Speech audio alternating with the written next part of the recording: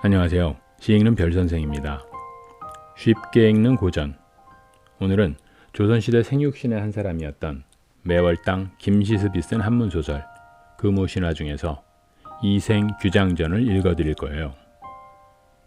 고려 공민왕 시절 개성에 살던 이생이란 총각이 최랑이라는 여인을 만나 사랑을 하고 혼인을 하게 되죠. 홍건적연한 때 억울하게 죽은 최랑은 귀신으로 환생하여 못다한 사랑을 이어간다는 소설입니다. 똑부러진 귀신과 소심한 선비 둘 사이의 사랑 이야기 지금 시작할게요.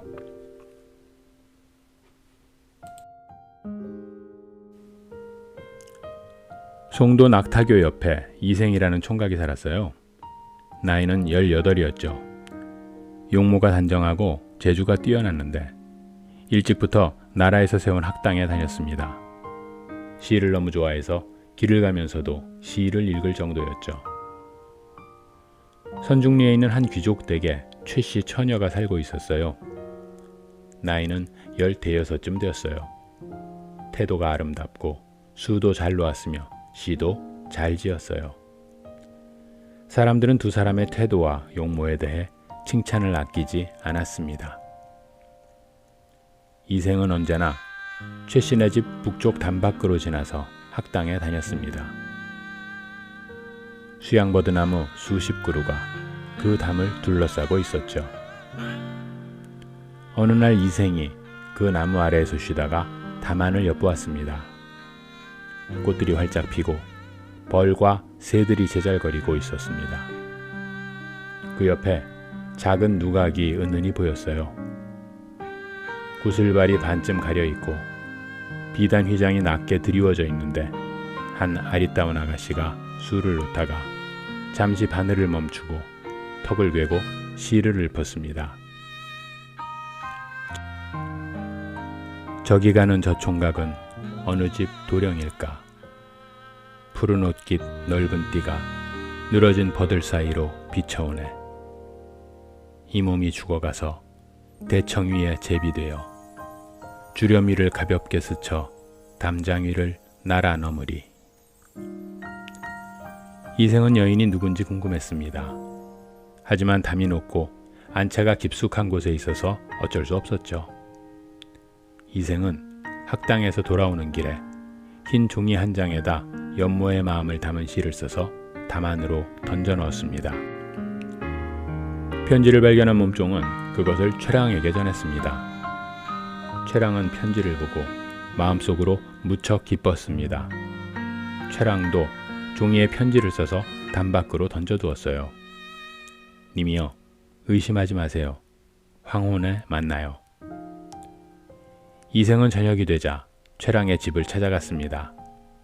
갑자기 복사꽃 한 가지가 담 위로 넘어오면서 그림자가 나타났어요. 이생이 가까이 가서 살펴보니 줄 하나가 늘어져 있는 겁니다. 이생은 그 줄을 잡고 담을 넘어 안으로 들어갔습니다. 동산에는 달이 떠오르고 꽃그림자가 땅에 비추어 맑은 향내가 진동했습니다. 마치 신선세계 같았는데 이생은 잔뜩 긴장이 됐어요. 주변을 둘러보았더니 최랑은 꽃을 머리에 꽂고 외딴 곳에 자리를 펴고 앉아 있었죠. 최랑과 이생은 서로 식구절을 주고받으며 즐거운 시간을 보냈습니다. 이생이 물었습니다. 여기가 어딘가요? 최랑이 대답했습니다. 여기는 뒷동산에 있는 작은 누각입니다. 저희 부모님께서는 제가 외동딸이어서 여간 사랑하지 않으셔요. 그래서 연못가에다 이 누각을 따로 지어주셨습니다. 부모님이 계신 곳은 여기서 멀기 때문에 아무리 웃으며 크게 이야기해도 쉽게 들리지 않아요. 두 사람은 술잔과 시를 주고받으며 서로 사랑하는 마음이 깊어졌습니다. 최랑이 이생에게 말했습니다. 오늘의 일은 작은 인연이 아닌 것 같아요. 저를 따라오셔서 함께 정을 나눠요.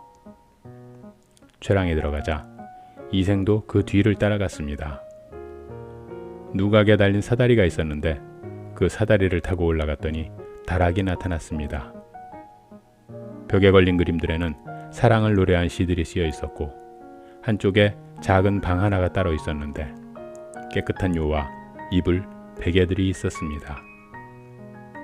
휘장 밖에는 사향을 피우고 촛불을 켜놓았는데 환하게 밝아서 마치 대낮 같았죠.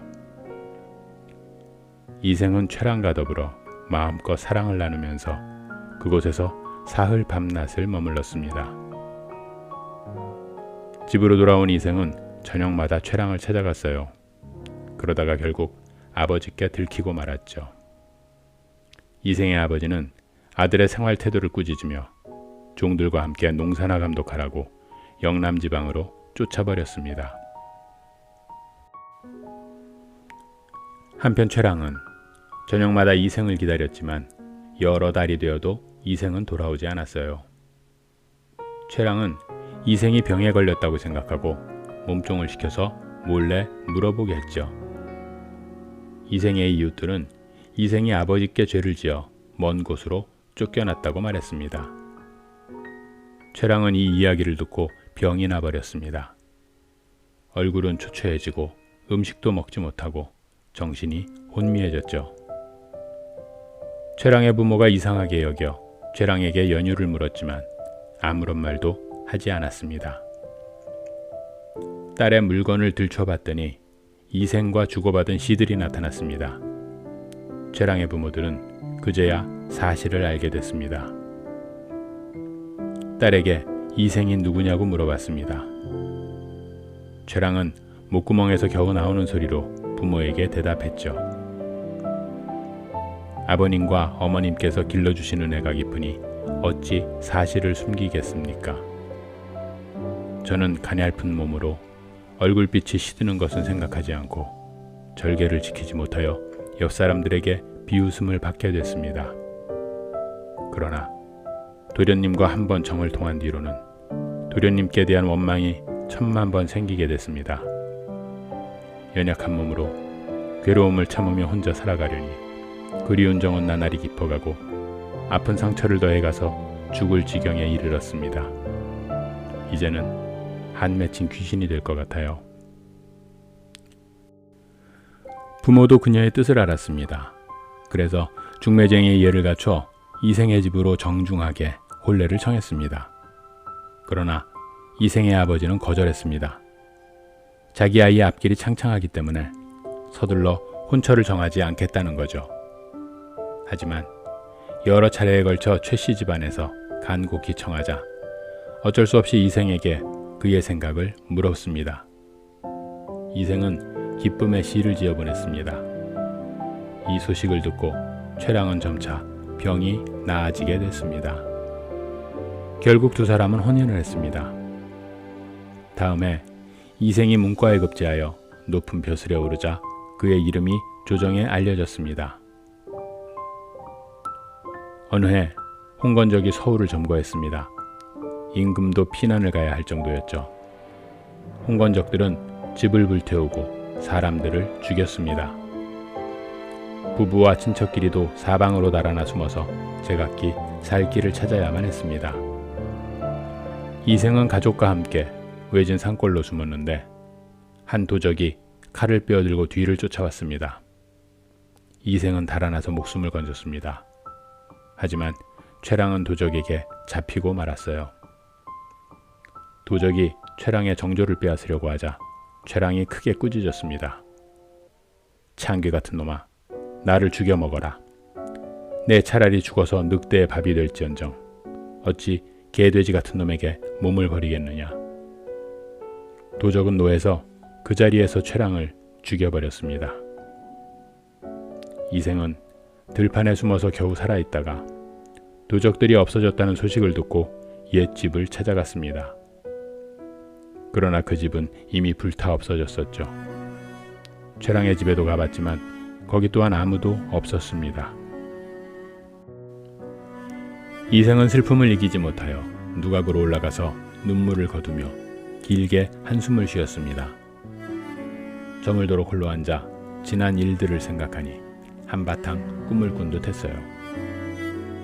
밤이 되자 희미한 달빛이 비치는데 아래에서 발자국 소리가 들렸습니다. 멀리서부터 차츰 가까이 다가왔어요. 바로 최랑이었습니다. 이생은 이미 죽은 줄 알고 있었던 최랑을 보자 너무나 감격해서 물었습니다. 당신은 어디로 가서 목숨을 보존했소? 최랑은 이생의 손을 잡고 한바탕 통곡하더니 그간의 일을 말했습니다.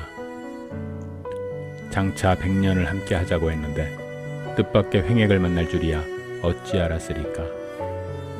늑대 같은 놈에게 정조를 잃지는 않았지만 제 몸은 진흙탕에서 찢겨졌습니다. 내 해골은 들판에 던져졌고 간과 쓸개는 땅바닥에 널렸으니 가만히 옛날의 즐거움을 생각해보면 오늘의 슬픔을 위해서 있었던 것 같아요. 이제 봄바람이 골짜기에 불어오기에 저도 이승으로 돌아왔어요. 오랫동안 보지 못한 정을 되살려서 옛날의 맹세를 저버리지 않겠습니다. 당신이 그 맹세를 잊지 않으셨다면 저도 당신과 함께 살고 싶답니다. 이생은 기쁜 마음으로 고마워했습니다.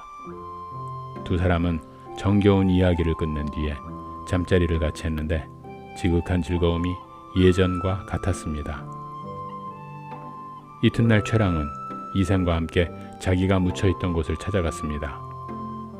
거기에는 금과 은 몇 덩이가 있었고 재물도 약간 있었죠. 그들은 양가 부모님의 해고를 거두고 산기슭에 합장하였습니다. 이후로 둘은 함께 살았습니다. 이생은 세상의 일을 다 잊어버리고 방문을 닫아걸고 밖으로 나가지 않았습니다. 언제나 최랑과 함께 시를 지어 주고받으며 금실 좋게 살았죠. 몇 년이 지난 어느 날 저녁 최랑이 말했습니다. 우리는 3번이나 가약을 맺었지만 세상 일이 뜻대로 되지 않아 즐거움이 다하기도 전에 또다시 슬프게 헤어져야만 해요. 최랑이 목매어 울자 이생은 무슨 연유냐고 물었습니다. 저승길은 피할 수가 없답니다. 하느님께서 이 몸을 환생시켜 당신과 잠시라도 시름을 풀게 해주셨죠. 그러나 제가 오랜 동안 인간 세상에 머물 수는 없습니다. 그리고는 노랫가락을 지어 부르며 이생에게 술을 권했습니다. 노랫가락이 너무 슬퍼 한마디 부를 때마다 눈물이 쏟아졌습니다. 이생도 슬픔에 겨워 말했죠. 내 차라리 당신과 함께 황천으로 갈지언정 어찌 홀로 여생을 보전하겠습니까? 지난번 난리를 겪고 난 뒤에 친척과 종들이 서로 흩어지고 돌아가신 부모님의 해골이 들판에 내버려져 있었는데 당신이 아니었다면 그 누가 장사를 지내드렸겠소. 나는 당신에게 고맙기 그지없고 부끄러움을 견디지 못하겠소. 당신도 인간 세상에 더 오래 머물다가 100년 뒤에 나와 함께 티끌이 되었으면 좋겠구려.